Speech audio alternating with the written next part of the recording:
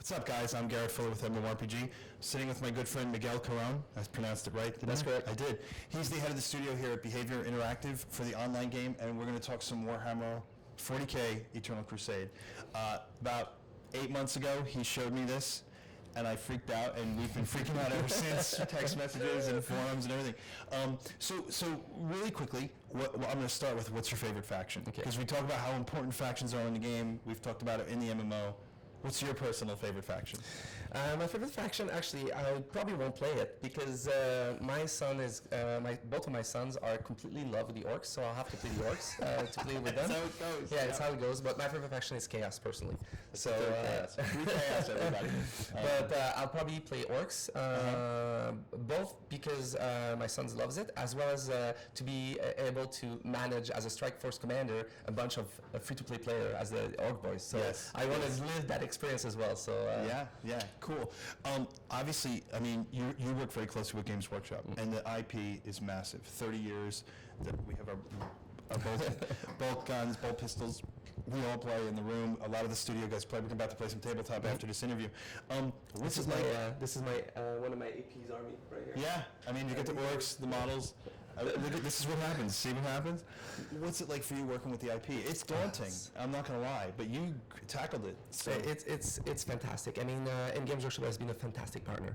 The IP is so deep, and as for any game executive to have that breadth of different ways you can use that IP to enhance the game is fantastic. The fact that we went to pick up two of the best 40K novelists in the world that works in our program, Graham McNeil works as a freelancer for us. He's the one that you saw the short story recently. Yeah, and amazing. One of his friends that is a new writer in the 40K has, I think, 11 novel. He's a new writer. 11 novels. Anthony Reynolds. We've hired him as a permanent employee. So he's moving from England to Montreal to actually work all the background story of the universe. So that universe is so immersive, and it's so, when you build a game, the industry sometimes has forgotten that what we do, it's basically just we're clowns for you. I mean, our job is to be actors, to generate entertainment. Is when you guys are sitting down and playing games, my job is to create emotion out of these players. To make them feel something, and that universe. By default, if you just read the first page of a novel, when they describe it's like 3 paragraphs, and if you have 10, 15 type of different emotion that you get in there. Yeah. So that's so powerful for us, and allows us, if we do it right, to really enhance that and use it as a catalyst to create a fantastic emotional response from our fan.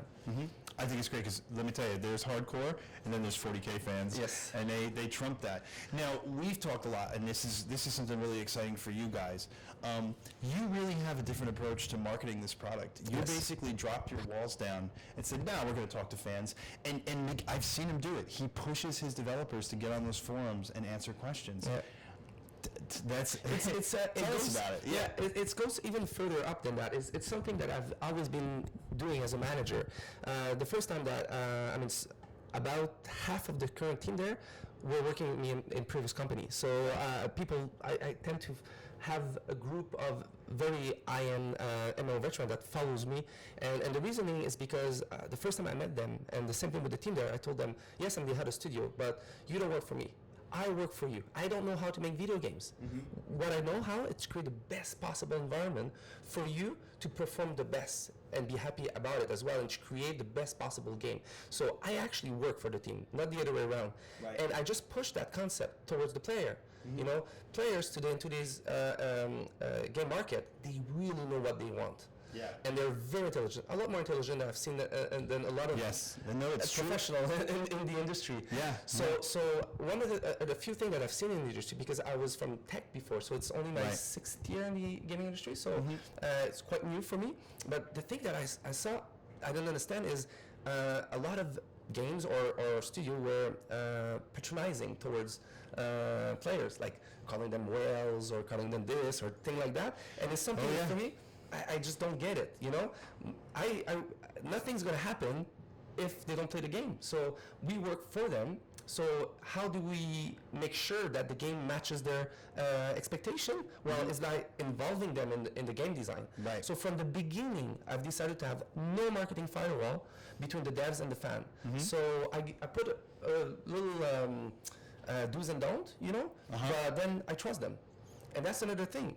I trust my employees to create the best possible game. So if I give them the responsibility, I give them the authority that goes with it. Right. And they have to love the game. They have to be passionate with the game that we're building. And you've seen them. Half of them are 40K fans, Yeah. And I'm pushing that towards the player as well, So I'm not trying to patronize them. I'm not trying to, they know what they want. I'm listening to them. And I'm changing my design based on their feedback. Even before that, when we have issues sometimes, we send it to the forum, to the fan, and say, can you help us fix that design issue?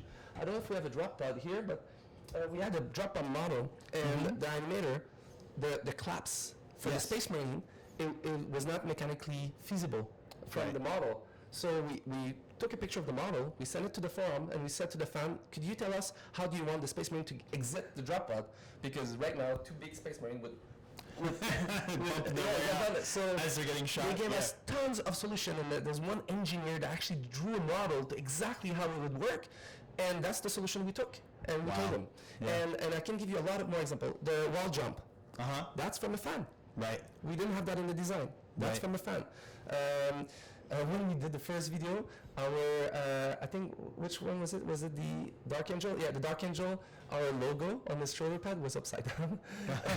It took the fan less than a minute. Oh, yeah. to 3 seconds. to Flip that over. We flipped that over. Sure. So and that's the way we're going to continue. In my search for publisher, which is something that the fan will find out throughout the year, when I meet them, I said, if you don't want us to do this, then I'm not interested in doing business with you. That's a deal breaker for me. And so it's very, very important for us. We work for you guys. We work for the fan, and we want you to like what we're doing. And the only way to do that is to keep a real two-side duplex communication between us. Sure. And not fake it. Yeah. No, you guys That's even don't. worse. That's amazing. Yeah. That's work. Like, I don't mind a studio say, I'm not going to tell you anything, and I'm going to release the game, and you'll see it when I release it. That's okay. It's a fair rule. The one that I like is the one that makes it look like they're listening and they're not, Yeah. So for us, it's very, very important. And we even had fan from London coming here out of the nowhere, and I said, sure, no problem. I said, come up and play the game. That's awesome. Yeah. We have no... You're going to start an exodus now. Exactly. The other thing is that I've tried, this one was a little bit more challenging, and I was a little bit scared, is to show pre-alpha. Which you did. Which we did, because nobody does it. So I was afraid to be compared to the other by fans that don't take the time to look at everything that we talked about. Sure. So they could say, oh, this game is crap, Yeah, but it's 10 weeks of work, So so nobody in the industry has shown visual of after only 10 weeks or, Sure. So, but so far the fan have been amazing, and the one that did that got reprimanded by other fans, so we didn't even have to actually say that. So and the dev, it's funny because the dev, while I was at CEO Funcom Montreal, they've asked this, but Funcom will not allow that. And when we arrived, I said, guys, you've been telling me that you want to be in contact with a fan, go. And they were like, oh, okay, because they know the importance of it, and they were afraid at the beginning to say, well, Miguel, we haven't approved this, it's not done yet. And I said, that's not what I'm saying, guys. It's a discussion, So basically what we tell the fan is there's 3 buckets, and that's how we communicate in the forum. The first one is official release, this is going to be in the game, usually comes from me, or it comes in a very formal, says, this is done, approved, is, it's going to be there. Right. There's another bucket that is, work in progress. We're not sure yet if it's the right way or the wrong way. Right. Give us your feedback. Right, Okay? which is great. So this is a work in progress. And the third bucket is we have no clue. It's too early in the design stage. We could tell you bullshit, but we don't. So it's something that is going to happen in the future. And we tell when we don't know, we don't do like we do. We just say, sorry, man, we don't know yet. Yeah. So we'll as soon as we know, we'll tell you. No, I honestly, it's a refreshing approach, and it's great for us as journalists to be able to talk to you guys openly about it and translate it to the fans. we're over time on our interview. Sorry. And we're going to go play tabletop, which is really the whole point of the day. Perfect, exactly. I know. I can't thank you guys enough. We'll see you guys soon online. Miguel, Thank you see guys. bye. If you have a chance, go to our website and sign up for beta because you'll receive a newsletter. We've started with Graham McNeil, a short story to tell you about all the background story of our game. It's like 8-9 page short story. It's fantastic, by the way. And then we'll have more coming. And yeah, so go sign on the beta and come and talk to us in the forum.